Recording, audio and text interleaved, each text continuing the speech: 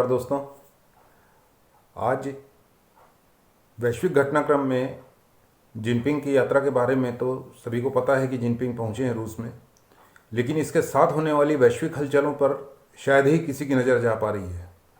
तो बाकी दुनिया की खबर अब आप ये जान लीजिए कि सबसे पहली खबर यह है कि कनाडा के पीएम जस्टिन ट्रूडो ने क्वाड देशों के दो मुख्य सदस्य जापान और दक्षिण कोरिया के साथ में एक मीटिंग बुलाई गई है और उनसे कहा गया है कि क्वाड का गठन जिस मकसद से हुआ था उसमें सबसे प्रमुख है चीन के विरुद्ध अपनी एकजुटता को दिखाना।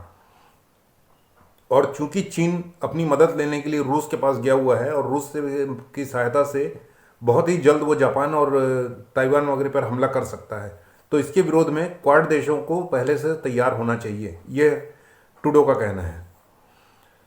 इसके बाद में जापान को दी गई है जवाबदारी कि भारत को वह मनाए। तो जापान से भी कुछ राजनयिक लोग आएंगे भारत में मोदी जी से साथ मुलाकात करने, लेकिन लगता नहीं कि मोदी जी किसी भी स्थिति में इस समय युद्ध के फेवर में हैं। मोदी जी युद्ध के लिए बिल्कुल नहीं है और वो युद्ध के लिए हाँ बोलेंगे भी नहीं, और ना युद्ध की तैयारियों के लिए किसी प्रकार से उनको सहायता देने का कोई वचन देंगे, ऐसी पूरी संभावना है।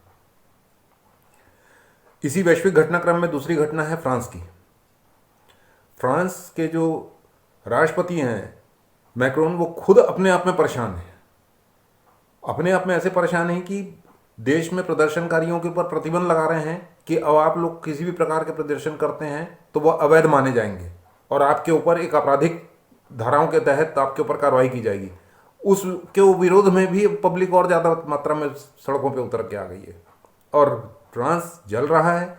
लेकिन उसको छोड़ के भाई साहब का कहना है कि पोलैंड तैयार रहे रूस के ऊपर हमला करने के लिए। इटली और फ्रांस ये दोनों देश पोलैंड को अपने हथियार देंगे और पोलैंड से कहेंगे कि अब आप रूस के ऊपर हमला करो।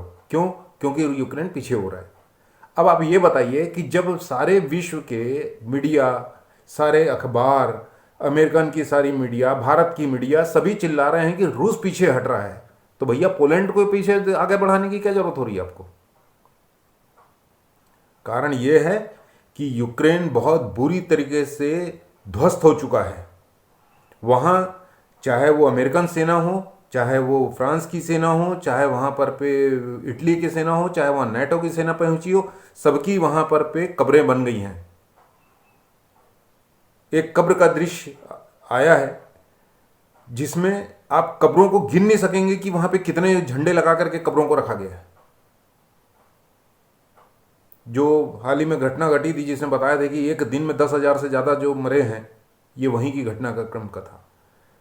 अमेरिकी सैनिकों ने एक रूसी नागरिक को पकड़े हैं, उसको सेना की वर्दी पहना करके बता रहे हैं कि हमने एक रूसी सेना को पकड़ लिए है। ये उनकी बहुत बड़ी उपलब्धि है। वो उनकी चीज़ें हैं, वो जानेंगे कि कितनी बड़ी उनकी उपलब्धि रही है। लेकिन अभी घटनाक्रम में जो बात कही जा रही है वो ये है कि पूरी दुनिया ध्रुवीकरण की ओर बढ़ गई है।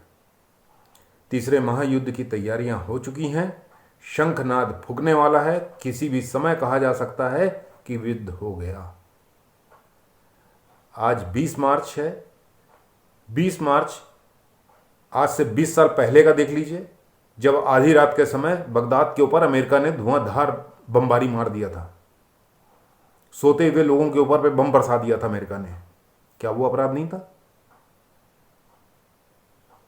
जब अमेरिका अपने ये करनी छुपा सकता है तो वो किस अधिकार के साथ में रूस के ऊपर आरोप लगा सकता है, या वो रूस के ऊपर बोल सकता है कि आपने इस तरीके से आप कर रहे हो, ये गलत है या वो आपराधिक है? किस आधार पे हो रहा है? अमेरिका के ऊपर तो किसी अदालत में मुकदमा नहीं चला। वियतनाम के हाल लोगों ने देखा है। वियतनामियों में तो आज भी कहा जाता है कि हमारे हजारों लड़के आज भी लापता हैं, जिनका कोई अता पता नहीं है, वो कहाँ गए? तो अमेरिका अपने आप को जो आज तक के दुनिया का सरताज कहता आया था, इसकी सरताजता पर अब ग्रहण लग गया है। अमेरिका में बैंकिंग प्रणाली तो ध्वस्त हुई है, मंदी की ओर तो बढ़ ही रहे हैं। इसके अलावा वहां की सबसे गंभीर स्थिति यह है कि देश पूरी तरीके से गृह युद्ध के चपेट में आने के लिए तैयार खड़ा है, कभी भी किसी भी समय। कल ट्रंप की गिरफ्तारी की जाएगी। अगर उसकी गिरफ्तारी की जाती है तो जाहिर सी बात है कि गृह युद्ध भड़क के रहेगा, हर हाल में दंगे होंगे, हर हाल में अमेरिका जलेगा। लेकिन इसके जलने में बिडेन का बहुत बड़ा फायदा है। वो अपनी उन समस्याओं से मुंह मोड़ लेगा जो समस्याएं सामने खड़ी थीं, जिनका उसने अभी तक कोई जवाब नहीं दिया, जिसमें से सबसे प्रमुख सवाल जो है वो एक ही था कि आपने किस मकसद से यूक्रेन की सहायता देने का निर्णय लिए हैं। वो मकसद क्या है? बिडेन के पास में कोई मकसद नहीं है कि वो किस आधार पे और क्यों यूक्रेन की सहायता दे रहा है और क्यों रूस के विरुद्ध लड़ाई लड़ रहा है। तो आगे की और खबरें हैं, आप देखते चलिए, कुछ सीन में भी हैं, आपको देखते चलेंगे, देखते हैं, फिर अपन मिलते हैं। तब तक के लिए तो हमें आगे देंगे। नमस्कार, वीडियो देखते रहिएगा।